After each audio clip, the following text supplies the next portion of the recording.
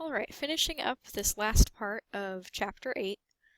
As I was saying, there are two types of tumors that can arise due to cancer. There are benign tumors and there are malignant tumors. The malignant ones are the bad ones, so they cause interference with normal, healthy cellular function, and those cancer cells can spread throughout the body through the process of metastasizing.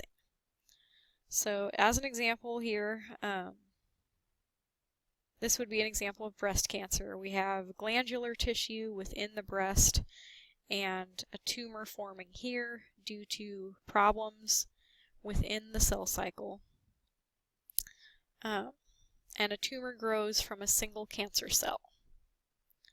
There are lots of different causes and triggers for cancer, but usually a cell has to undergo several changes in order for it to become cancerous.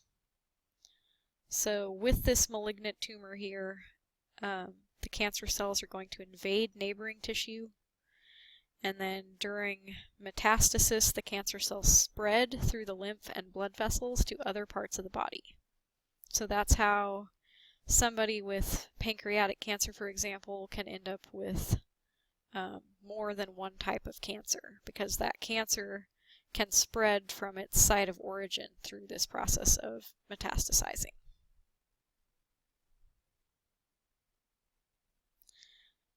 Certain behaviors can decrease the risk of cancer. These include not smoking, exercising adequately, avoiding prolonged exposure to the sun, eating a high-fiber, low-fat diet, performing self-exams, and regularly visiting a doctor to identify tumors early.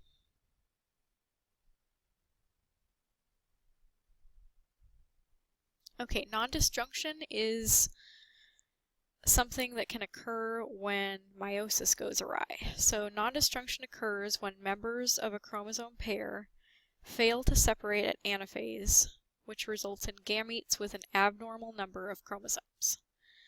An example of this would be Down syndrome, in which an individual has 3 copies of chromosome 21. It's also called trisomy 21. And then another example of this would be Klinefelter syndrome, in which an individual has not 2 but 3 sex chromosomes. So an individual with Klinefelter syndrome has 2 X chromosomes as well as a Y chromosome. So remember, a normal human karyotype would include either 2 X's to make a female or an XY to make a male. And that can cause some abnormal patterns of growth and kind of feminine features to men with this syndrome. This is an example of a karyotype, an individual with trisomy 21, which is Down syndrome here.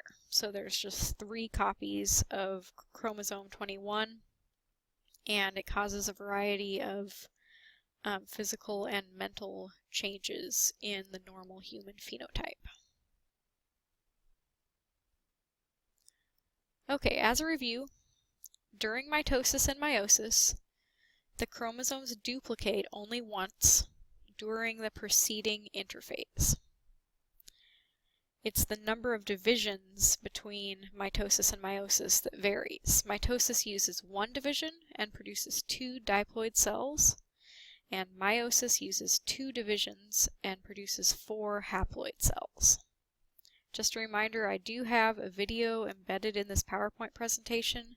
If you would like to open up the PowerPoint file under the recorded lectures and scroll to that slide, you can access that video there. There's also many other great resources on YouTube for mitosis and meiosis. Okay, and to conclude, we have an evolution connection. Remember that evolution is the kind of the unifying theme of biology. So we're going to be talking about the advantage of sex Asexual reproduction is beneficial when organisms are sparsely distributed and unlikely to be able to exchange gametes. So if there are very few individuals, if their population density is not very high, that means if they were sexually reproducing, they just wouldn't find a partner and wouldn't be able to reproduce at all.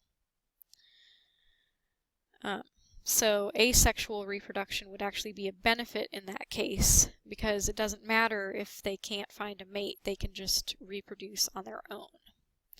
Asexual reproduction would also be beneficial when organisms are superbly suited to a stable environment. So there's no rampant climate change going on. For example, the food resources and shelter resources are fairly stable for a long period of time.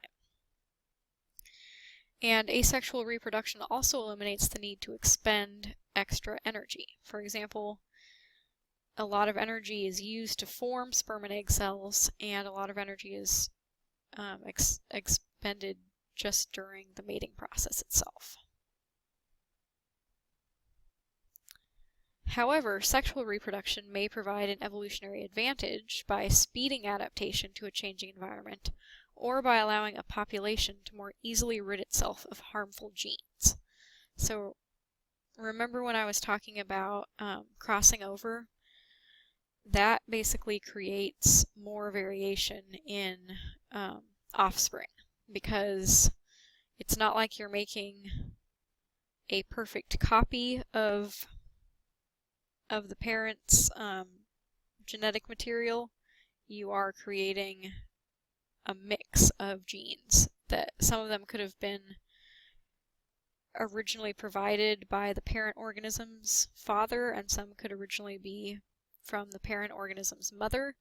So we can have crossing over between those chromosomes such that there's completely unique genetic combinations within those individual sperm and egg cells. So there are advantages to sexual reproduction. Basically, if the environment is changing, especially here with climate change coming into effect, the environment on this planet in most places is not stable year to year, decade to decade. So asexual reproduction is probably not going to be a very good option for many organisms. Of course, it's not like an organism can just switch and decide, if it's going to be asexual or sexual. Organisms have evolved to be either asexual or sexual through long periods of time.